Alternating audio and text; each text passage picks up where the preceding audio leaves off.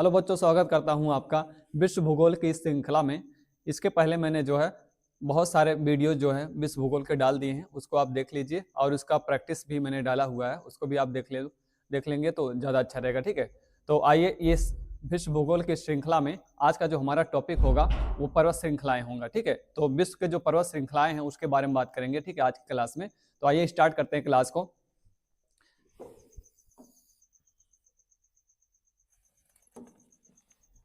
विश्व के प्रमुख पर्वत।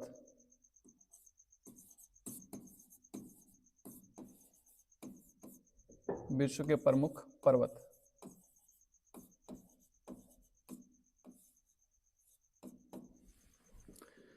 देखिए, जो पर्वत होते हैं तो आप देखोगे कि जो हमारे भूमंडल पर उच्चावाच हैं तो 3-4 प्रकार के उच्चावाच आपको दिखाई देते होंगे। जैसे आप देखोगे तो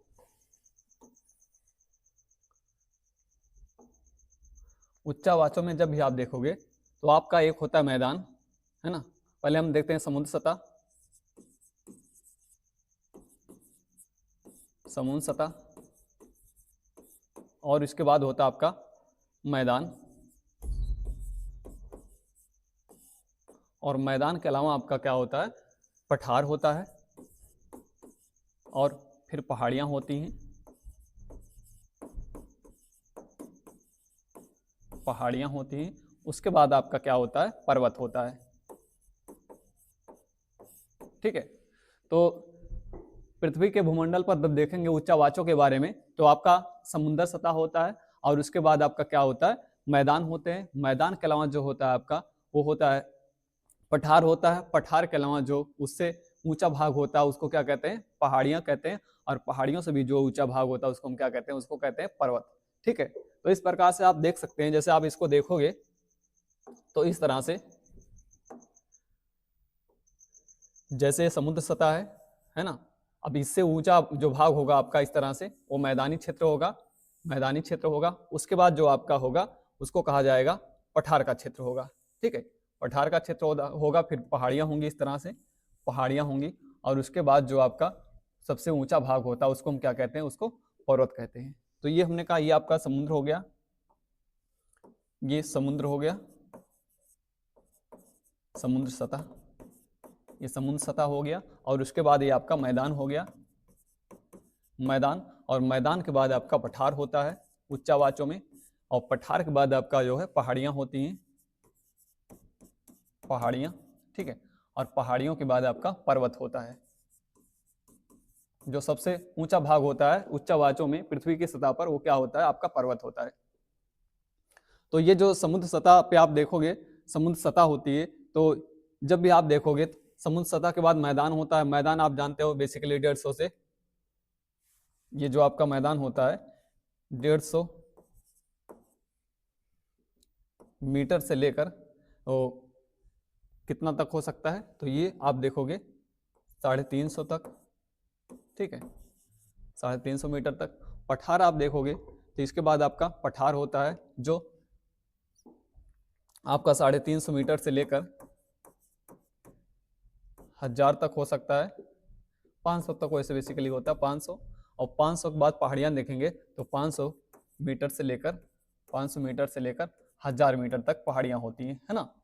और इनकी ऊंचाई होती है, और पहाड़ियों के बाद जो उससे ऊंचा होता है 1000 मीटर से भी ऊंचा, 1000 मीटर से भी ऊंचा होता है, वो आपका होता है पर्वत होता है। ठीक है, इस तरह से आप भूमंडल पर जो उच्चावाच को देखते हैं तो उच्चावाच आपका समुद्र सतह होता है, और उसके बाद जो आपका होता है मैदान होता है जो 150 मीटर से लेकर 350 मीटर तक, और उसके बाद पठार होता है 350 मीटर से लेकर 500 मीटर तक, और उसके बाद पहाड़ियां होती हैं। पहाड़ियों से जो ऊंचा भाग होता है उसको हम क्या कहते हैं, पर्वत कहते हैं। ठीक है, जो 1000 मीटर से भी ज्यादा ऊंचा होता है जो भाग, उसको पर्वत श्रेणी के अंतर्गत रखते हैं। ठीक, तो आप जब भी पर्वतों के बारे में सुनते होंगे तो पर्वत 4 तरह के होते हैं।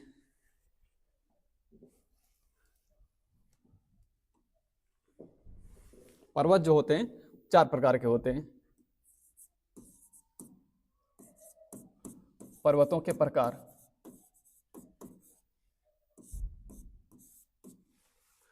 तो पर्वत 4 प्रकार के होते हैं, जिसको आप क्या कहते हो, आपका बलित पर्वत होता है, और बलित पर्वत के अलावा जो होता है आपका वो आपका होता है भ्रंश पर्वत या जिसको ब्लॉक पर्वत कहा जाता है, और उसके बाद आपका होता है अवशिष्ट पर्वत का होता है, ठीक है। और अवशिष्ट पर्वत के बाद आपका होता है तो उसको कहा जाता है कि अवशिष्ट पर्वत के बाद और आपका होगा ज्वालामुखी पर्वत, ठीक है। तो ये 4 तरह के पर्वत होते हैं। पर्वत प्रमुख रूप से 4 प्रकार के होते हैं। कौन कौन से आपके, तो आप देखोगे पहला जो होता है बलित पर्वत,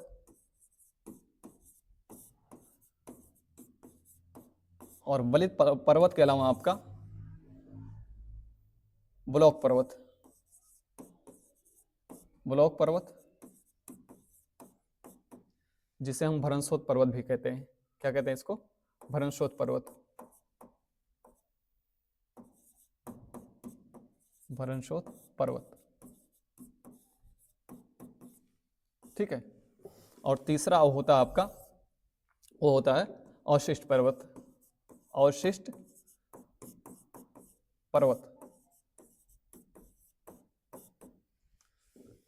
इसे रेसिडुअल माउंटेन कहा जाता है। और चौथा होता है आपका, इसको कहा जाता है ज्वालामुखी पर्वत, ज्वालामुखी पर्वत, ठीक है। तो बालकैनो माउंटेन है ये, इसको हम क्या कहते हैं, इस तरह से देख सकते हैं। तो ये है आपका बालकैनो माउंटेन,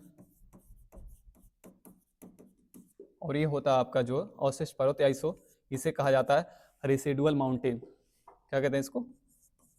रेसिडुअल माउंटेन, ठीक है। और ये होता है आपका ब्लॉक पर्वत, इसे कहा जाता है ब्लॉक पर्वत, ब्लॉक माउंटेन, ठीक है। और ये होता है आपका बलित पर्वत, या इसे कहा जाता है आपका, ठीक है, बलित पर्वत या मोड़दार पर्वत भी कहते हैं इसको। क्या कहते हैं? मोड़दार पर्वत,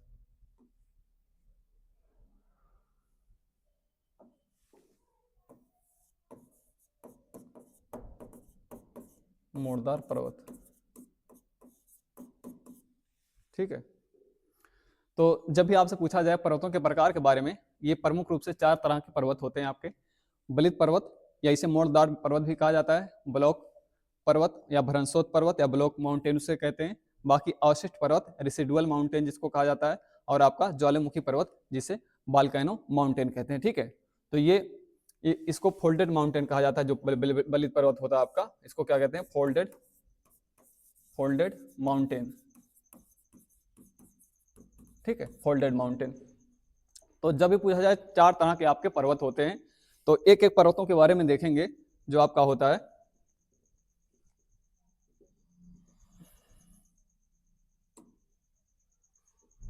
देखिए, पहला हमारा बलित पर्वत,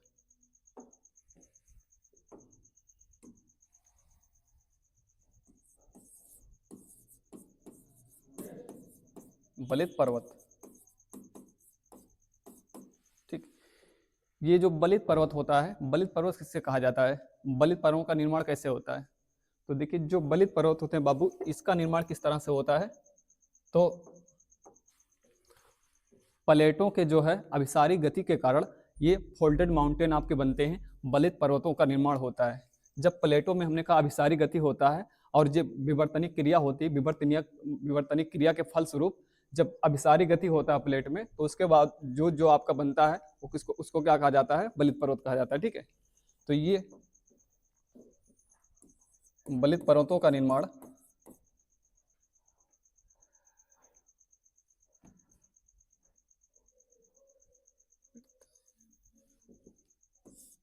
बलित पर्वतों का निर्माण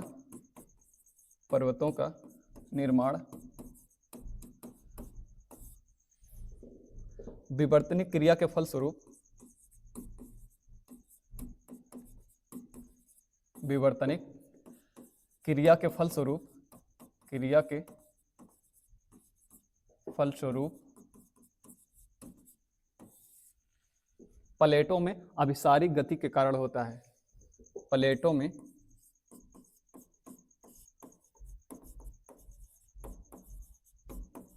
अभिसारी गति के कारण, गति के कारण, ठीक है।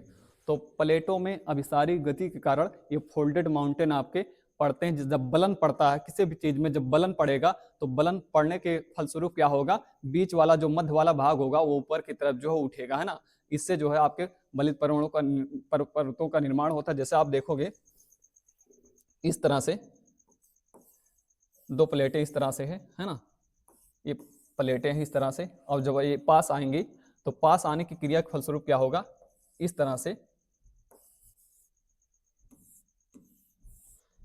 से ये, ठीक है, फोल्ड होकर ये इस तरह से ऊपर उठ जाती हैं।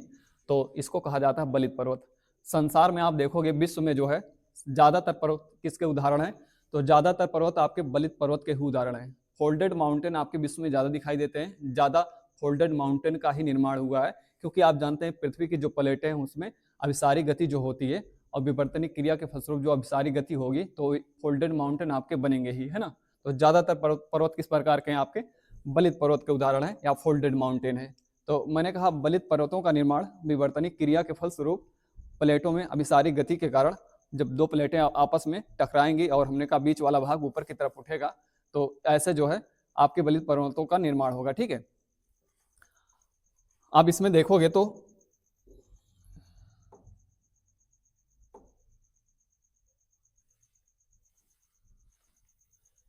जो उदाहरण है बलित पर्वत के विश्व में,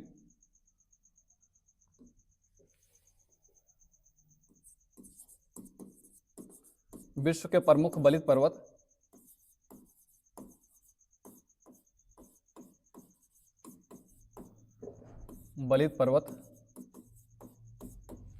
जैसे आप देखोगे तो यहां पर रॉकीज इंडीज पर्वत, रॉकीज पर्वत,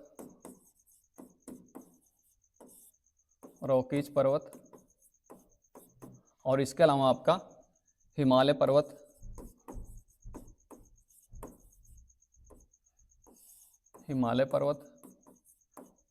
ग्रेट डिवाइडिंग रेंज,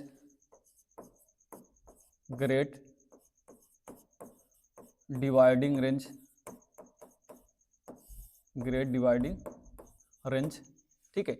ये विश्व के सबसे जो लंबी पर्वत श्रृंखलाएं हैं बलित पर्वत श्रृंखला के उदाहरण हैं। आप देखोगे जैसे एंडीज पर्वत श्रृंखला है, रॉकीज पर्वत श्रृंखला है, उसके अलावा आपका जो हिमालय पर्वत श्रृंखला है, ग्रेट डिवाइडिंग रेंज। आपसे अगर ऐसा पूछा जाए विश्व की सबसे लंबी पर्वत श्रृंखला कौन सी है, तो आप किसको बताओगे, एंडीज को। सबसे लंबी पर्वत श्रृंखला एंडीज है। उसके बाद जो आती है सबसे लंबी पर्वत श्रृंखला दूसरे नंबर की वो आपकी रॉकीज पर्वत श्रृंखला है, और उसके बाद तीसरे नंबर पर जो आती है आपकी हिमालय पर्वत श्रृंखला है, और चौथे नंबर पर जो आती है वो कौन सी है, ग्रेट डिवाइडिंग रेंज। कभी कभी बड़ी परीक्षाओं में इस तरह से क्रम लगाने के लिए दिया जाता है कि जो है बड़ी पर्वत श्रृंखला से लेकर छोटी पर्वत श्रृंखला तरफ जो है आपको क्रम लगाना है, तो इस तरह से क्रम होगा, एंडीज पर्वत, उसके बाद रॉकीज पर्वत, उसके बाद हिमालय पर्वत, और उसके बाद ग्रेट डिवाइडिंग रेंज, ठीक है।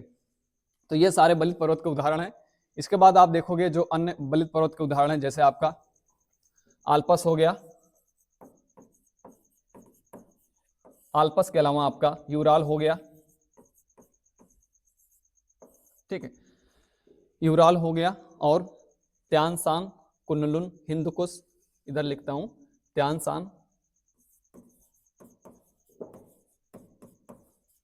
सांग, कुनलुन, हिंदकुश,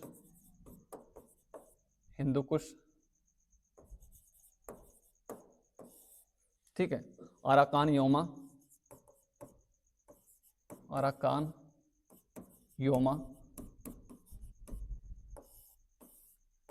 काकेसस,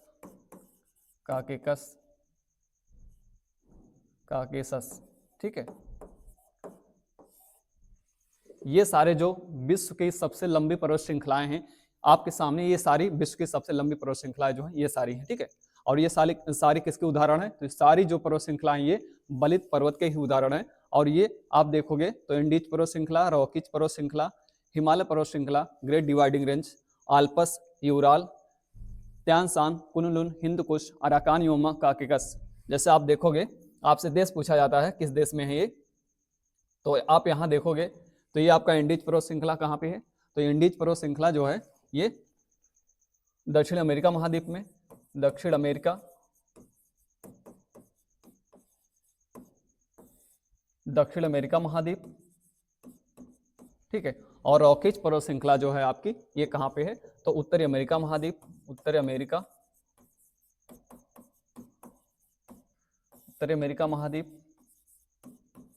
और आपकी जो हिमालय पर्वत श्रृंखला है, हिमालय पर्वत श्रृंखला आपकी जो है भारत और नेपाल, ठीक, म्यांमार, इन सारे क्षेत्रों में फैली हुई आपकी हिमालय पर्वत श्रृंखला। बाकी ग्रेट डिवाइडिंग रेंज, ये ग्रेट डिवाइडिंग जो रेंज है ये ऑस्ट्रेलिया के अंदर है, ऑस्ट्रेलिया के अंदर। और आपका जो आल्पस है ये यूरोप के अंदर, यूरोप के अंदर, ठीक है। और यूराल पर्वत यूरोप एशिया की सीमा पर, यूरोप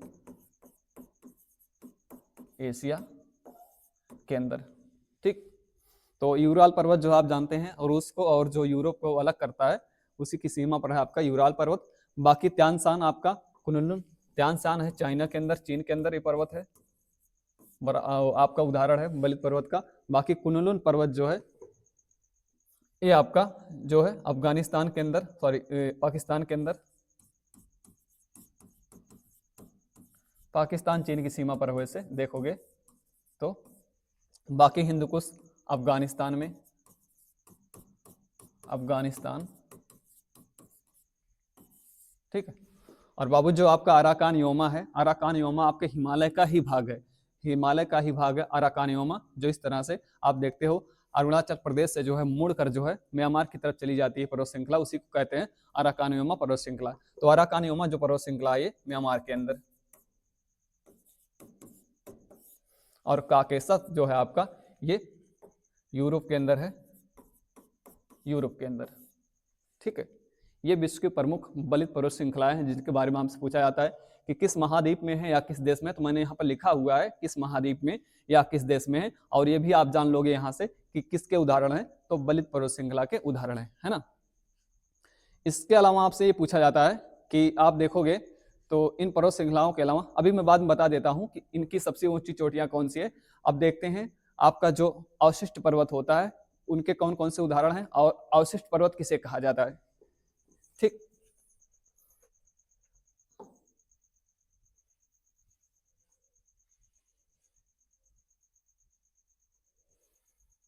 इसको एक बार मैप में देख लेते हैं थोड़ा सा, मैं आपको इसको मैप में डिनोट कर देता हूं। देखिए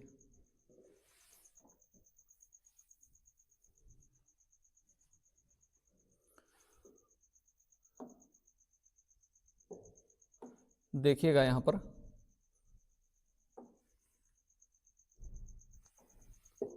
देखिए इसे कहा जाता है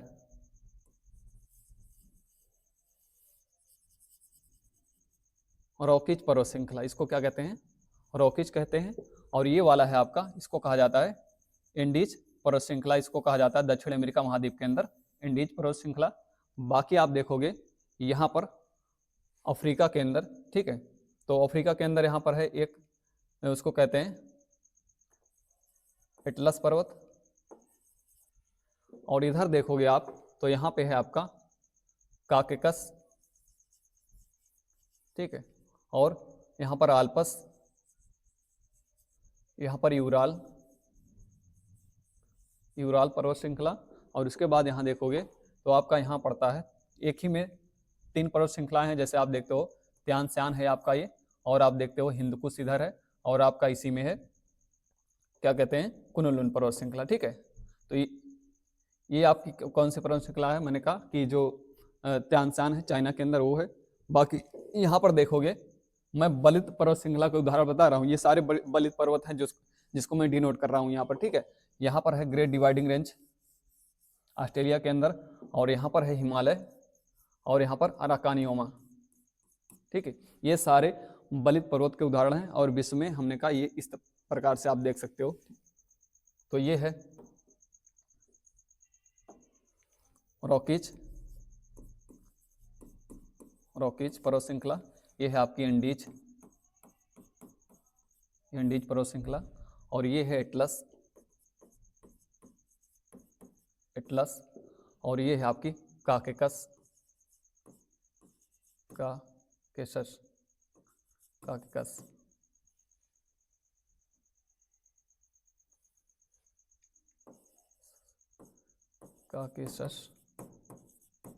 ठीक है। और ये है आपकी आल्पस, और यहाँ है यूराल, और ये चाइना के अंदर आपका त्यान श्यान, ठीक है। और ये है इधर अफगानिस्तान के अंदर, इसको कहते हैं हिंदू कुश, और ये है इधर, इसको कहते हैं कुनलुन, ठीक है। उम्मीद करता हूँ आपको साफ साफ दिखाई दे रहा होगा, लेकिन मैं बोलता जा रहा हूँ, आप सुनते जाओ उसको, बाकी साफ साफ दिखाई दे रहा होगा, इसको देख सकते हैं आप। बाकी आपकी हिमालय तो है ही, हिमालय,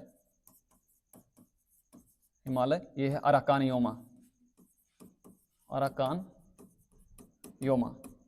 ठीक है। और ये है ग्रेट डिवाइडिंग रेंज,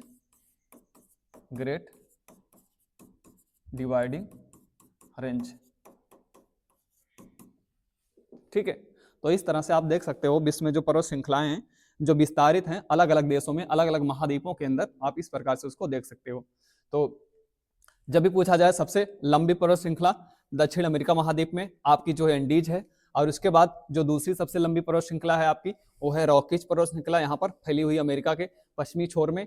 और इसके बाद आप देखोगे आपका जो हिमालय पर्वत श्रृंखला है जो यहाँ फैला हुआ है नेपाल और भारत के अंदर, और उसके बाद आप देखोगे ग्रेट डिवाइडिंग रेंज है, ये ऑस्ट्रेलिया के अंदर, ऑस्ट्रेलिया महाद्वीप के अंदर फैली हुई है, ठीक है।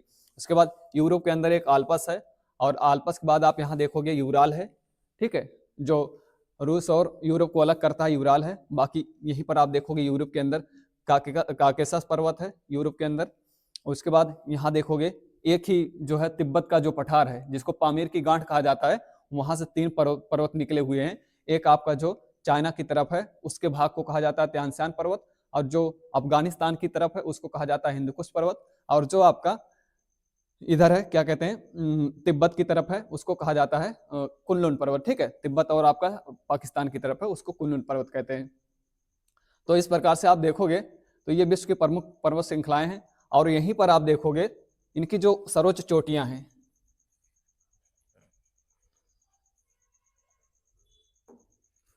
सर्वोच्च चोटियां, जैसे आप देखोगे सर्वोच्च चोटियों के बारे में, तो ये जो आपकी रॉकीज पर्वत श्रृंखला है इसकी जो सर्वोच्च चोटी है उसको कहा जाता है माउंट टुपकल, सॉरी क्या कहते हैं इसको, माउंट एल्बर्ट,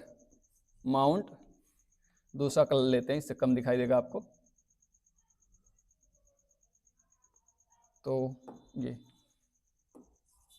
माउंट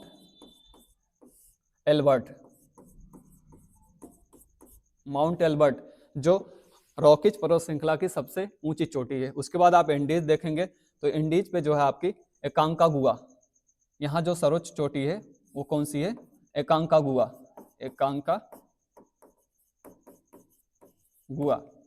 और इसके बाद आप देखोगे एटलस पे जो सर्वोच्च चोटी है उसको कहा जाता है माउंट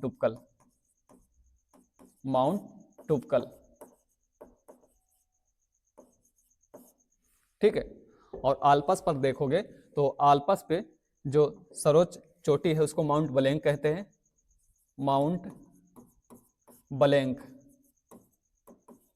ठीक है।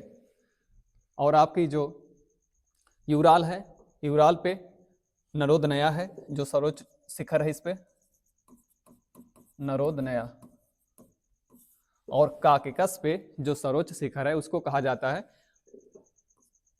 माउंट रेनियर, इसको क्या कहते हैं, माउंट रेनियर, ठीक है। बाकी हमारे हिमालय पर्वत पे जो माउंट एवरेस्ट है ये दुनिया की सबसे ऊंची चोटी, विश्व की सबसे ऊंची चोटी कहलाती है, यह माउंट एवरेस्ट, यहाँ पे नेपाल के अंदर माउंट एवरेस्ट, ठीक है। और उसके बाद आप देखोगे तो यहाँ पे ग्रेट डिवाइडिंग रेंज के अंदर, और उसके बाद यहाँ देखोगे एक है दक्षिणी आल्पस,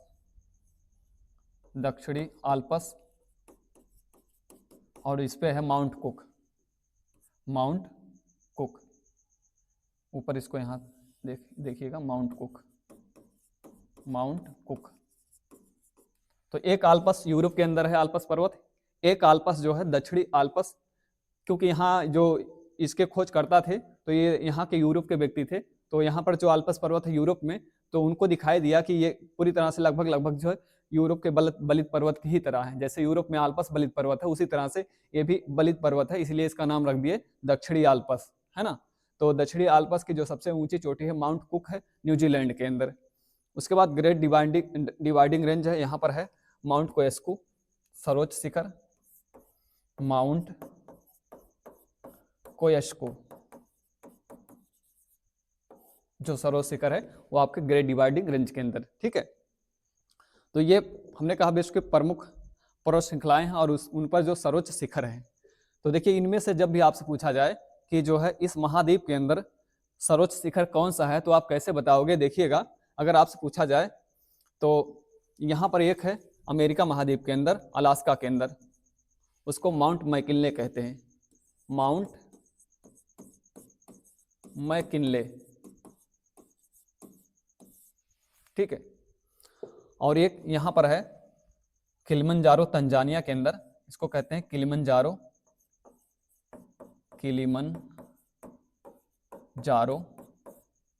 तंजानिया में, ठीक है, तंजानिया देश में। और जो आपका नीचे देखेंगे यहाँ पर जो महाद्वीप है, आप जानते हैं जो नीचे महाद्वीप है अंटार्कटिका महाद्वीप है, ओप्पे है, उस पे कौन सी है, उसको कहते हैं माउंट मैसिफ, माउंट मैसिफ, ठीक।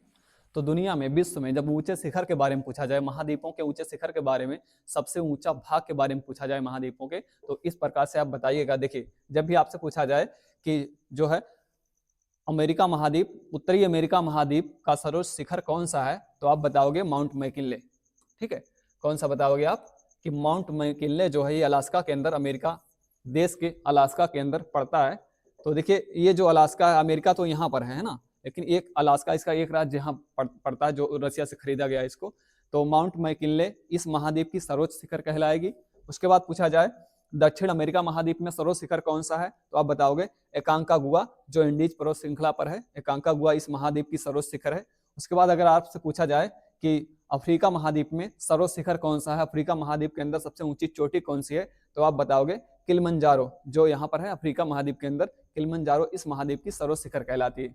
उसके बाद आपसे यूरोप महाद्वीप के अंदर पूछा जाए कि यूरोप महाद्वीप के अंदर सर्वोच्च शिखर कौन सा है, तो आप बताओगे माउंट एल्ब्रूज, ठीक है, माउंट एल्ब्रूज, यहाँ mount Elburz, mount Elburz, Elburz. तो माउंट एल्ब्रूज जो है ये यूरोप महाद्वीप की सर्वोच्च चोटी या सर्वोच्च शिखर यूरोप महाद्वीप के अंदर है, माउंट एल्ब्रूज। उसके अलावा आपसे पूछा जाए एशिया महाद्वीप के अंदर, तो आप जानते हो एशिया महाद्वीप के अंदर जो एवरेस्ट चोटी है ये सर्वोच्च शिखर है, और ये एशिया महाद्वीप के अंदर नहीं केवल ये पूरे विश्व की सर्वोच्च शिखर कहलाती है, माउंट एवरेस्ट, ठीक है।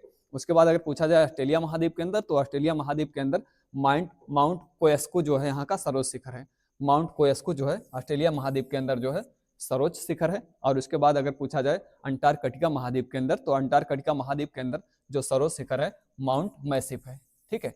इस प्रकार से आप चीजें याद रखिएगा। चलिए अगला देखते हैं जो आपका अवशिष्ट पर्वत श्रृंखला होता है उसके बारे में। तो दूसरा जो प्रकार होता है आपका अवशिष्ट पर्वत श्रृंखला, अवशिष्ट पर्वत या इसे रेसिडुअल माउंटेन कहा जाता है, माउंटेन, ठीक है। इसको क्या कहते हैं बाबू, रेसिडुअल माउंटेन, या उसी को अवशिष्ट पर्वत कहा जाता है, बचा हुआ पर्वत, शेष पर्वत, है ना। तो ये जो अवशिष्ट पर्वत, इसका निर्माण कैसे होता है, तो अवशिष्ट पर्वतों का निर्माण कैसे होता है, तो अपक्षय तथा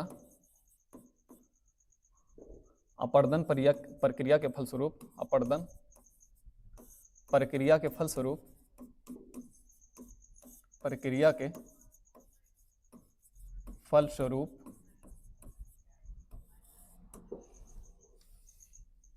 अवशिष्ट पर्वतों का निर्माण होता है, अवशिष्ट पर्वतों का निर्माण होता है, पर्वतों का निर्माण होता है। ठीक है, तो अपक्षय जब होगा, जब भी अवशिष्ट पर्वतों का निर्माण होता कैसे, कटाव और छटने के कारण होता है, उसमें कटाव होता है और हमने कहा वो छटती है धीरे धीरे चट्टाने, तब हमने कहा किस पर्वत का निर्माण होगा, अवशिष्ट पर्वतों का निर्माण होगा।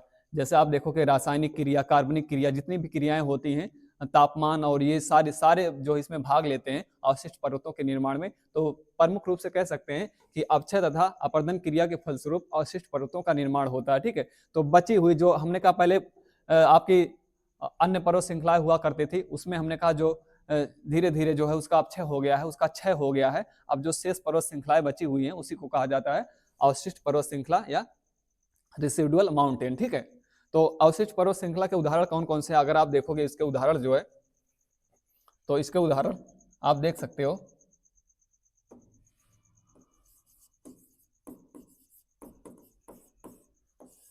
अवशिष्ट पर्वत श्रृंखला के तो जो सबसे बड़ा उदाहरण है इसका वो है आपका अपलेशियन पर्वत श्रृंखला। ठीक है, अपलेशियन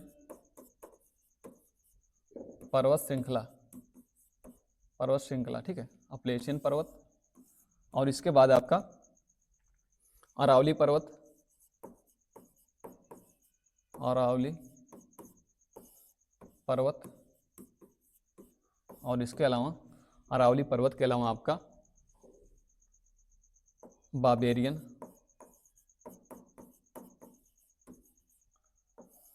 बाबेरियन। ठीक है, और इसके अलावा जो आपका है जैसे विंध्याचल पर्वत, विंध्याचल पर्वत। ठीक है, ये सारे किसके उदाहरण हैं, ये सारे अवशिष्ट पर्वतों के उदाहरण हैं। और आप यहां देखेंगे एक है आपका सियरा नेवादा,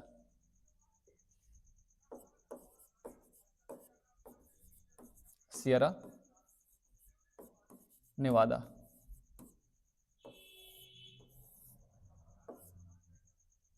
ठीक है, ये सारे पर्वत किसके उदाहरण हैं बाबू आपके, तो ये अवशिष्ट पर्वत या बचे हुए पर्वतों के उदाहरण हैं, रिसिडुअल माउंटेन के उदाहरण हैं, जैसे आपका अपलेशियन पर्वत और अरावली पर्वत, बाबेरियन पर्वत, विंध्याचल पर्वत और सियरा नेवादा पर्वत। ये सारे पर्वत कहाँ कहाँ पर हैं, इस तरह से आपसे पूछा जा सकता है, तो याद रखिएगा ये सारे पर्वत कहाँ पे हैं। जैसे आपका अपलेशियन पर्वत ये अमेरिका के अंदर है, अमेरिका में, और आपका जो अरावली पर्वत है भारत के अंदर।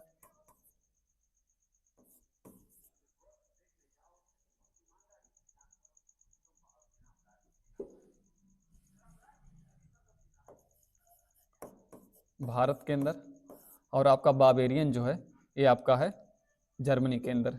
ठीक है, यूरोप के अंदर, इसको लिख दें यूरोप के अंदर।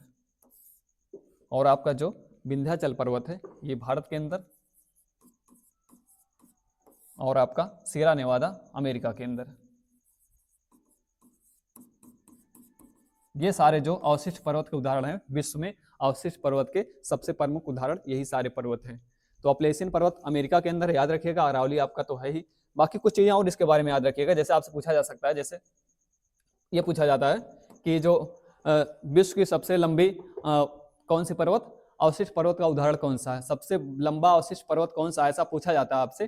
तो सबसे लंबा जो अवशिष्ट पर्वत है वो आपका अपलेशियन पर्वत श्रृंखला है, सबसे लंबा, सबसे लंबी पर्वत श्रृंखला, लंबी पर्वत। तो अवशिष्ट पर्वतों के उदाहरण में जो सबसे लंबी पर्वत श्रृंखला वो कौन सी है, वो अपलेशियन पर्वत श्रृंखला है। ठीक है, और अरावली जो पर्वत है, अरावली पर्वत आपकी ये सबसे पुरानी पर्वत श्रृंखला कहलाती है, पुरानी पर्वत श्रृंखला। विश्व की जो सबसे पुरानी पर्वत श्रृंखला वो कौन सी है, वो आपकी अरावली है, सबसे पुरानी पर्वतमाला। ठीक है, तो विश्व में जब भी पूछा जाए सबसे पुराना पर्वत कौन सा है, सबसे पुराना पर्वत श्रृंखला कौन सी है, तो आप किसको बताओगे, हमारे भारत में जो अरावली है यही सबसे पुरानी पर्वत श्रृंखला है। लेकिन लंबी पूछी जाए तो आप अपलेशियन को बताओगे, अवशिष्ट पर्वतों के अंदर है ना। बाकी बाबेरियन यूरोप के अंदर है, विंध्याचल भारत, और सियरा नेवादा अमेरिका के अंदर। ये सारे उदाहरण किसके हैं, अवशिष्ट पर्वत के उदाहरण है। ठीक है, तो इसको मैप में देखें एक बार। तो देखिए ये जो है, ये जो पर्वत श्रृंखला है इसको कहा जाता है, बच्चा इसे क्या कहते हैं, इसे कहा जाता है अपलेशियन पर्वत श्रृंखला। और ये वाला जो है इसको कहा जाता है सियरा नेवादा पर्वत श्रृंखला। ठीक है, और इसके बाद आप देखोगे तो यहाँ पर इसको कहते हैं अरावली पर्वत श्रृंखला। ठीक है, और इसके अलावा जो आपका है अरावली के अलावा विंध्याचल पर्वत श्रृंखला है। ठीक है, तो ये सारे किसके उदाहरण हैं, तो इसको ये कौन सा है, तो ये है आपका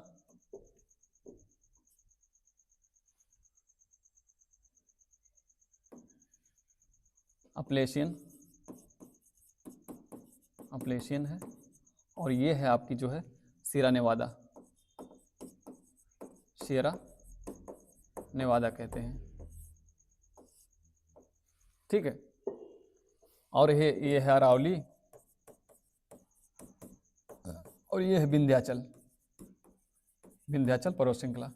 ठीक, और यहाँ पर आप देखेंगे बाबेरियन, बाबेरियन, बाबेरियन पर्वत श्रृंखला। ठीक है, बाबेरियन पर्वत। तो ये सारे किसके उदाहरण हैं बाबू, ये सारे उदाहरण आपके अवशिष्ट पर्वतों के हैं। और सबसे लंबी और अवशिष्ट पर्वत ये आपकी ये वाली है। और उसके बाद हमने कहा कि जो है अन्य पर्वत श्रृंखला है, सबसे पुरानी पूछी जाए तो आपकी अरावली है, बाकी विंध्याचल ये अवशिष्ट पर्वत का उदाहरण है, और आपका सियरा नेवादा ये भी अवशिष्ट पर्वत का उदाहरण है। ठीक है, तो यहाँ पर अपलेशियन पे थोड़ा देखिएगा। अपलेशियन जो पर्वत श्रृंखला है यहाँ पर देखेंगे, एक इसकी सर्वोच्च चोटी जो है, अपलेशियन की जो सर्वोच्च चोटी है उसका नाम है माउंट मिचेल, माउंट मिचेल। ठीक है, इसका क्या नाम है, माउंट मिचेल नाम है। चलिए आगे देखते हैं, अगली जो हमारी पर्वत श्रृंखला कौन सी है, वो आपकी बलाक माउंटेन, उसको हम क्या कहते हैं, तीसरा हमारा है भरनशोथ पर्वत, ऐसे ब्लॉक माउंटेन कहा जाता है, भरनशोथ पर्वत,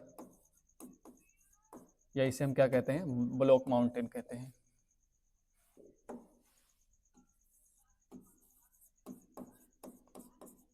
ब्लॉक माउंटेन। ठीक है, तो ब्लॉक माउंटेन या भरनशोथ पर्वत, ये कौन सा पर्वत होता है, किस तरह से इसका निर्माण होता है, तो देखिए जो आपका भरनशोथ पर्वत होता है इसका निर्माण कैसे होगा, तो भरनशोथ पर्वतों का निर्माण जो है सतह के ऊपर उठने या सतह के नीचे धंसने से होता है ना। अगर हमने कहा समांतर सतह है इस प्रकार से, और कोई सतह हमने कहा नीचे धंस जाता है, और कोई सतह जो है शेष रह जाता है, ऊपर उठा रहता है, तो ऐसे जो है आपके भरनशोथ या ब्लॉक पर्वतों का निर्माण होता है। मतलब जो सतह ब्लॉक कर जाए और उसके बाद जो शेष बचेगा वो कैसा पर्वत बन जाएगा आपका, वो बन जाएगा आपका भरनशोथ पर्वत या ब्लॉक पर्वत माउंटेन बन जाएगा। ठीक है, तो हमने कहा जैसे आप देखोगे तो भरनसन क्रिया के द्वारा, भरनसन क्रिया के द्वारा, भरनसन क्रिया के द्वारा सतह का नीचे धंसना या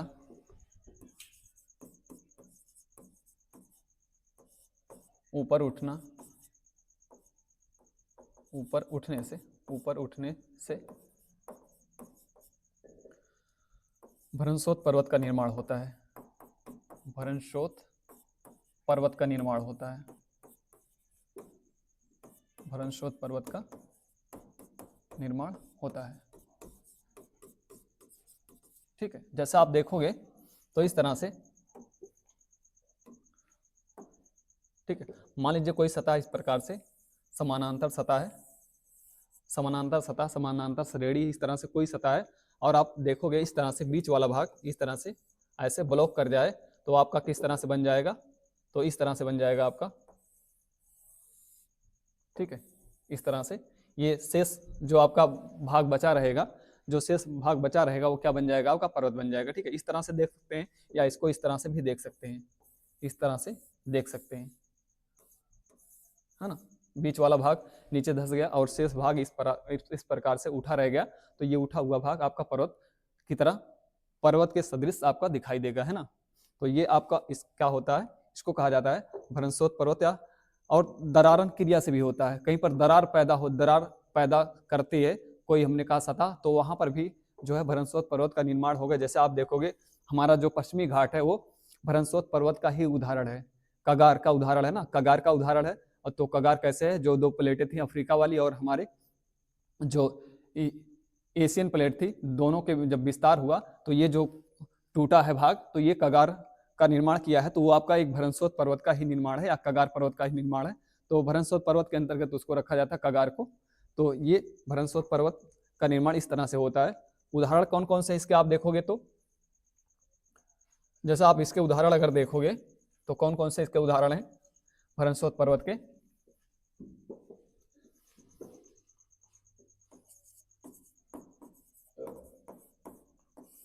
उदाहरण कौन कौन से भ्रंशोत पर्वत के, तो आप देखोगे बासजेस,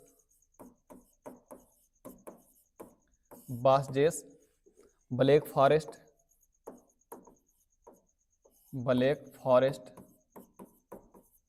ठीक है। इसके अलावा आपका जो है आप देखोगे सतपुड़ा,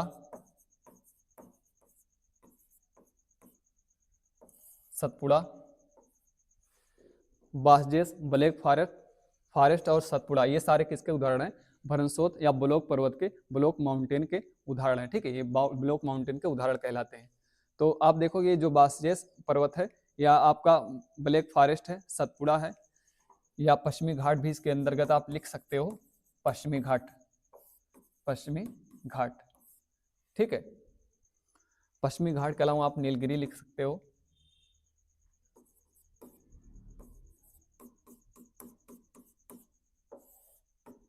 ठीक। तो बासजेस जो पर्वत श्रृंखला है कहाँ पे, तो ये फ्रांस के अंदर है,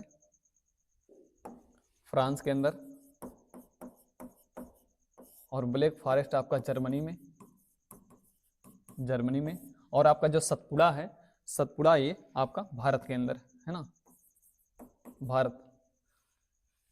भारत के अंदर। तो आप देखोगे तो नर्मदा और ताप्ती दो नदियां बहती हैं, तो एक तरफ से जो है नर्मदा बहती है ऊपर की तरफ से, और नीचे की तरफ से सतपुड़ा पर्वत के जो है आपकी कौन सी नदी बहती है, ताप्ती बहती है। पश्चिमी घाट आप जानते हो, ये भी भारत के अंदर जो पश्चिमी घाट है, बाकी नीलगिरी भारत के अंदर है। ये सारे किसके उदाहरण हैं, भ्रंशोत या ब्लॉक माउंटेन के उदाहरण है, ठीक है। तो जब भी पूछा जाए भ्रंशोत पर्वत क्या है, तो इतनी बातें याद रखिएगा। बाकी ये सारे प्रमुख उदाहरण हैं जो भ्रंशोत पर्वत के, और किन किन देशों में, ये भी आपको याद रखना पड़ता है, ठीक है। उसके बाद आप देखोगे तो इसको अगर हम मैप में देखते हैं, तो मैप में तो यहाँ पर है बासजेस, आपका बासजेस, ठीक है। और उसके बाद आप देखोगे तो यहाँ है ब्लैक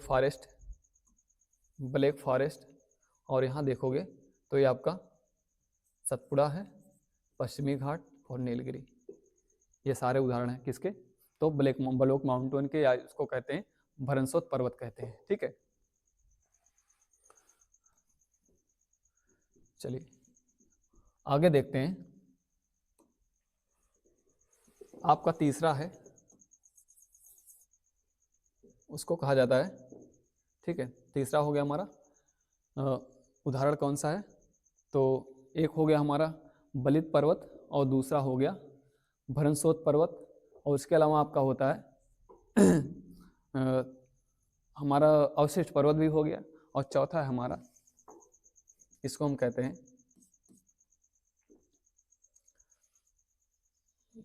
ब्लॉक माउंटेन और ज्वालामुखी पर्वत, ठीक है।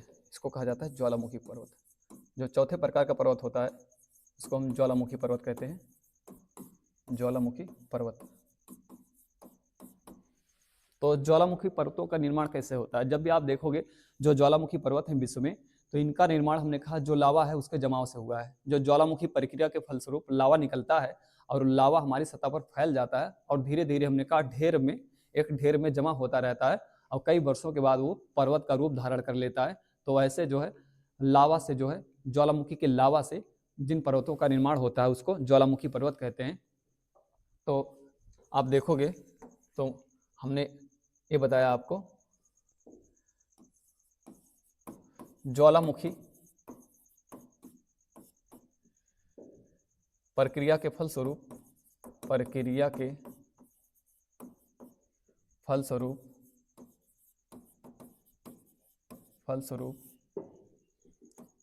लावा के जमाव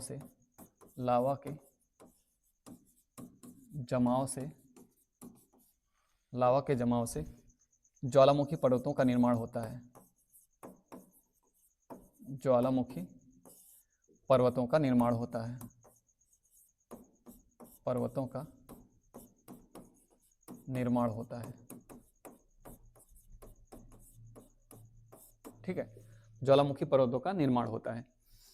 तो जब ज्वालामुखी का मतलब ज्वालामुखी पर्वत का निर्माण होगा तो जब लावा निकलेगा और लावा धीरे धीरे ढेर, हमने कहा कई वर्षों में बहुत जो है विशाल मात्रा में जमा कर लेता है, तो धीरे धीरे पर्वत बन जाता है ना। तो ज्वालामुखी पर्वत के उदाहरण आप देखोगे जैसे, तो जो प्रमुख उदाहरण है इसके विश्व में जो ज्वालामुखी पर्वत है, तो यहाँ पर आप देखोगे जैसे आपका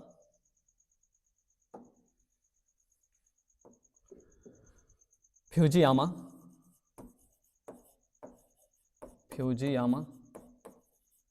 ठीक, और इसके अलावा आपका माउंट पोपा,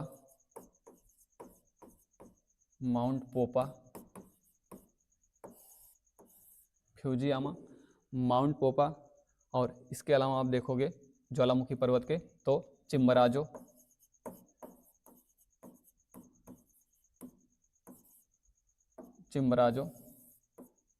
ठीक है। ये सारे किसके उदाहरण हैं?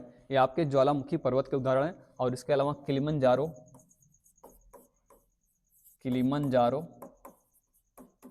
ठीक है, और किलिमंजारो के अलावा माउंट केन्या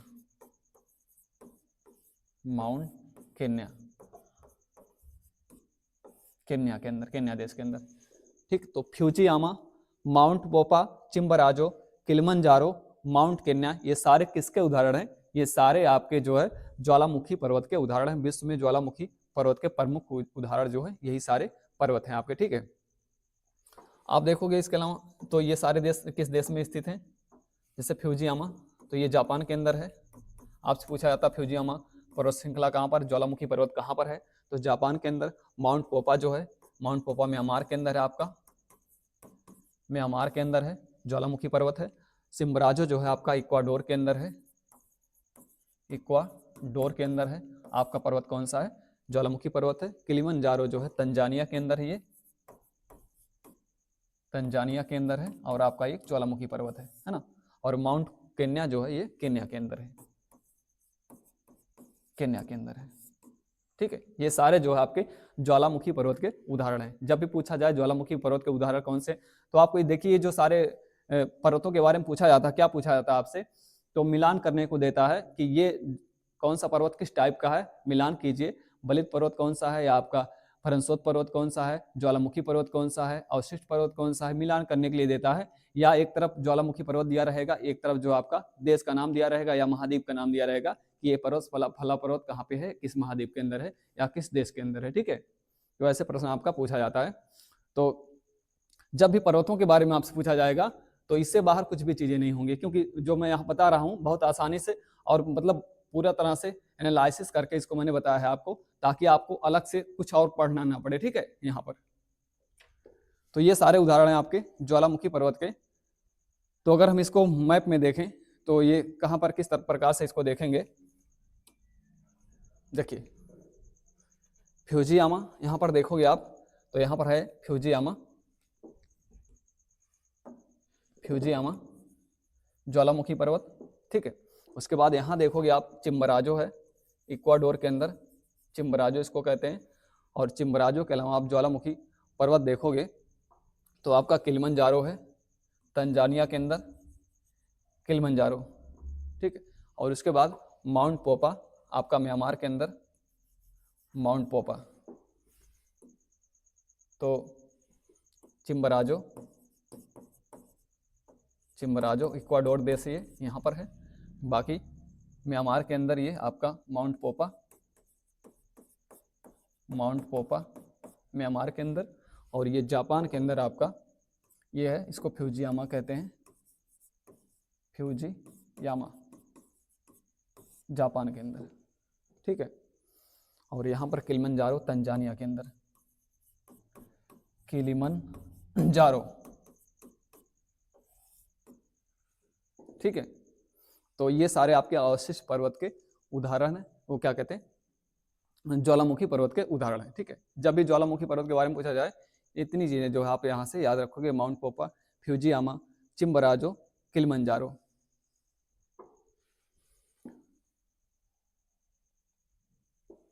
चलिए, अब यहाँ आप देखिएगा कि आपसे जो है विश्व की प्रमुख चोटियों के बारे में, महाद्वीपों के बारे में बता दिया मैंने कि इस महाद्वीप की कौन सी चोटी है। एक बार यहाँ थोड़ा सा 5 सेकंड में इसको लिख देता हूँ ताकि आपको और भी क्लियर हो जाए चीजें।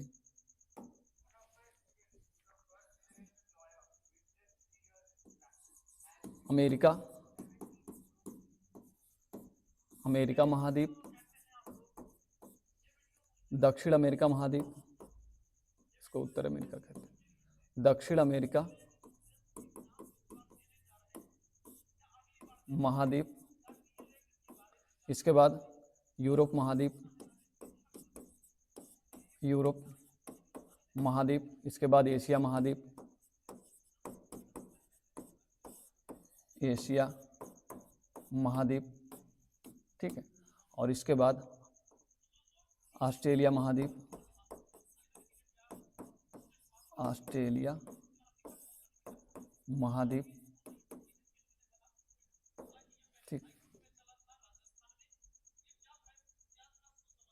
ऑस्ट्रेलिया महाद्वीप। और इसके बाद आपका अफ्रीका महाद्वीप, अफ्रीका महाद्वीप, और है आपका अंटार्कटिका महाद्वीप, अंटार्कटिका महाद्वीप, ठीक है। तो बाबू मैं यहाँ लिख देता हूँ सर्वोच्च शिखर कौन सा है इस महाद्वीप के अंदर, जिससे आपको जो है ज़्यादा क्लियर हो जाए चीज़ें। जैसे आपके उत्तरी अमेरिका महाद्वीप में तो आप देखोगे जो सबसे सर्वोच्च शिखर है उसको कहा जाता है माउंट मैकिनले, माउंट मैकिनले। उसके बाद दक्षिण अमेरिका महाद्वीप के अंदर आप देखोगे तो माउंट एकांकागुआ, माउंट एकांकागुआ, एकांकागुआ, ठीक। उसके बाद यूरोप महाद्वीप, यूरोप महाद्वीप में जो सर्वोच्च शिखर है वो आपका माउंट एल्ब्रूस है, माउंट एल्ब्रूस है। और आपका एशिया महाद्वीप के अंदर माउंट एवरेस्ट, माउंट एवरेस्ट। और ऑस्ट्रेलिया महाद्वीप के अंदर माउंट कोयस्को, माउंट कोयस्को, कोयस्को। और आपका जो अफ्रीका महाद्वीप के अंदर सर्वोच्च शिखर है उसको क्या कहते हैं, उसको कहा जाता है mount Kilimanjaro, mount Kilimanjaro, Kilimanjaro, ठीक। और अंटार्कटिका महाद्वीप के अंदर जो सर्वोच्च शिखर है माउंट मैसिफ, माउंट विंसप कहते हैं, विंसप, ठीक है। शायद मैसिफ वहाँ बोल दिया तो माउंट विंसप कहते हैं इसको, विंसप। ये सर्वोच्च शिखर है अन्य अन्य महाद्वीपों के अंदर, ठीक है। तो जब भी आपसे पूछा जाए तो इतनी चीज़ें आप याद रखिएगा पर्वतों के बारे में। बाकी जो भी पर्वतों के बारे में और अन्य महत्वपूर्ण चीज़ें होती हैं उसको मैं दूसरे पार्ट में आपको बताऊंगा। दूसरा पार्ट आएगा तो उसमें क्वेश्चन भी कराऊंगा और चीज़ें आपको वहाँ ज़्यादा स्पष्ट हो जाएंगी। तो पर्वतों के बारे में बाबू जब भी आपसे कोई भी प्रश्न पूछा जाएगा तो पर्वतों के बारे में इतनी ही बातें होती हैं कि पर्वतों का निर्माण कैसे होता है, पर्वत किसे कहा जाता है और कितने तरह के पर्वत होते हैं, और प्रमुख पर्वत कहाँ कहाँ पर किस महाद्वीप के अंदर या किस देश के अंदर स्थित हैं, और उनका सर्वोच्च शिखर कौन सा है, सारी चीज़ें मैंने यहाँ पर आपको बता दिया, ठीक है। तो जब भी पर्वतों के बारे में पूछा जाएगा, कोई भी प्रश्न आएगा, तो चाहे छोटी परीक्षा हो चाहे बड़ी परीक्षा हो, तो यहाँ से आपके सारे प्रश्न जो है सही कर लेंगे आप, ठीक है। सारे प्रश्न आपके यहाँ से सही हो जाएंगे। तो इसका जब दूसरा पार्ट लाऊंगा उसके अंदर प्रश्नों को कराऊंगा तो चीज़ें और स्पष्ट और क्लियर हो जाएंगी। तब तक के लिए थैंक यू वेरी मच।